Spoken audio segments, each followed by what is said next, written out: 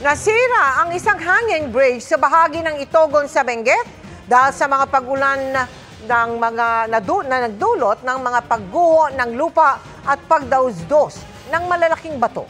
Mula sa Baguio City, nakatutok live si Jasmine Gabriel Galban ng GMA Regional TV. Jasmine? Mel, patuloy ang monitoring ng otoridad sa mga meneros sa Itogon, Benguet. Ngayon kasing may banta ng landslide sa lugar, mahigpit na ipinagbabawal ang pagmimina sa bayan.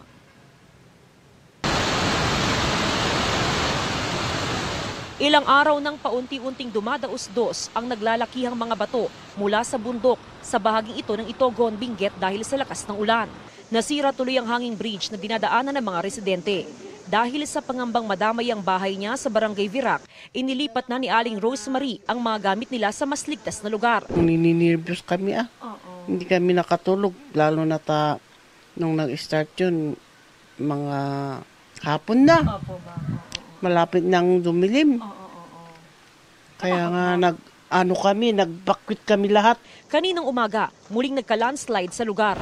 Mano-mano ang isinasagawang clearing operation ng mga residente, mga volunteers at maging ng DPWH dito sa lugar. Minamadali ang clearing operation dahil kung magtutuloy-tuloy ang buhos ng ulan ay posibleng dumausdos pa ang naglalakihang mga bato na ito pababa at madamay ang mga kabahayan. Ganun din ang eskwelahan na ilang metro lamang ang layo mula dito sa aming kinaroroonan.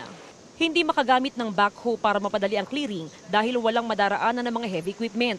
Dahil sa banta ng landslide, nagbabantay ang mga otoridad para wala munang makapasok sa mga tunnel ng mga minahan. Talagang wala, pinaalis na namin sila lahat. Noong una marami pero ngayon wala na.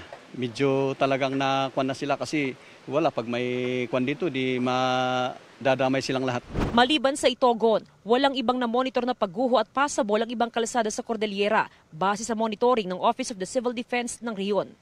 Pero binabantayan ang mga landslide-prone areas. Isa sa mga babantayan po natin dito is yung ating probinsya ng Abra at probinsya ng Apayao dahil nga sila yung nandoon sa extreme north ng Cordillera. At yan yung mga possibility mas malapit doon sa rain bands ng ating tropical depression Bising.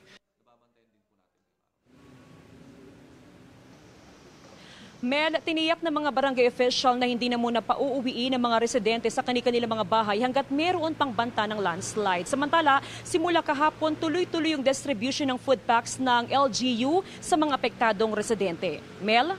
Maraming salamat sa iyo, Jasmine Gabriel Galban ng GMA Regional TV.